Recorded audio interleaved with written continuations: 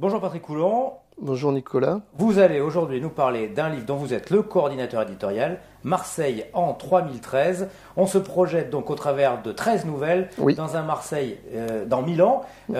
Expliquez-nous tout simplement le principe du livre.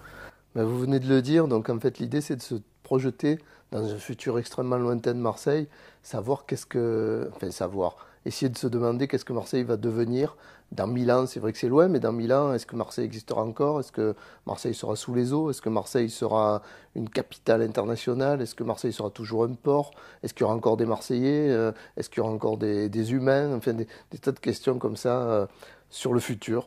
Comment s'est passé votre travail? En en fait, euh, En fait, il y a un collectif à Marseille qui s'appelle 3013 d'ores et déjà, qui est un collectif d'artistes mené par Stéphane Sarpeau. Stéphane Sarpeau, on avait publié aux éditions Gossen dans la Melmac Collection un bouquin déjà un roman qu'il avait écrit.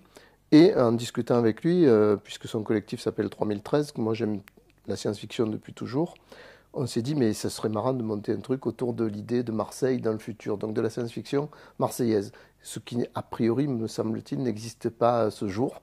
Donc on s'est amusé, il y a des auteurs de science-fiction, donc j'ai contacté un certain nombre d'auteurs de science-fiction marseillais, et on a essayé de faire matcher ensemble l'idée de Marseille et l'idée de la science-fiction.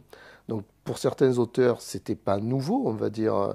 Soit ils avaient déjà parlé de SF, soit ils écrivent de la SF, soit ils parlaient de Marseille.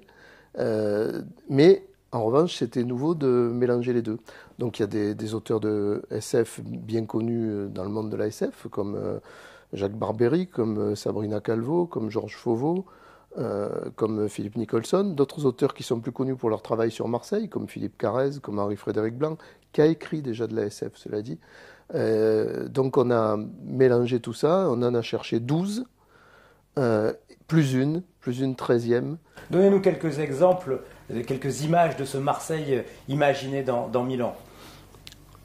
Il y a des choses qui sont un petit peu déjantées parfois, ou alors au contraire des choses très science-fiction comme on peut y penser, c'est-à-dire un peu technologique comme ça, et des choses au contraire avec des monstres, des choses avec des voyages dans le temps. Et puis il y a aussi surtout quand même, on reste très marseillais, donc il y a une réflexion sur le futur de Marseille en tant que territoire. C'est-à-dire quand je parlais de montée des eaux éventuellement, par exemple, il y a plusieurs nouvelles qui envisagent la possibilité d'une Marseille disparue sous les eaux. Et il y a une nouvelle qui envisage la possibilité d'une Marseille, plusieurs mêmes nouvelles, totalement disparue, où il n'y a plus que des ruines. Donc il y en a une dans laquelle des archéologues se penchent sur ces ruines. Qu'est-ce que c'est que ces ruines qu'on vient de trouver? Allez, dernière question. Parlons de ce concours qui a permis à une jeune lycéenne d'être publiée. Voilà, on a David Gossen, qui dirige les éditions Gossen, avait envie aussi de travailler sur l'idée de la jeunesse. C'était l'opportunité peut-être.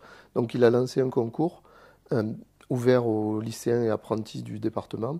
En fait, on a essentiellement travaillé avec quelques établissements et on a ouvert ce concours et donc on a reçu une bonne cinquantaine de nouvelles, parmi lesquelles il a fallu choisir la meilleure. Donc on a constitué un jury et on a choisi celle de Clémentine Bailly qui s'appelle Échange, qui est dans le livre. À retrouver donc parmi les 13 nouvelles de Absolument. Marseille en 3013 paru chez Gossen. Merci Patrick Coulon. Merci Nicolas.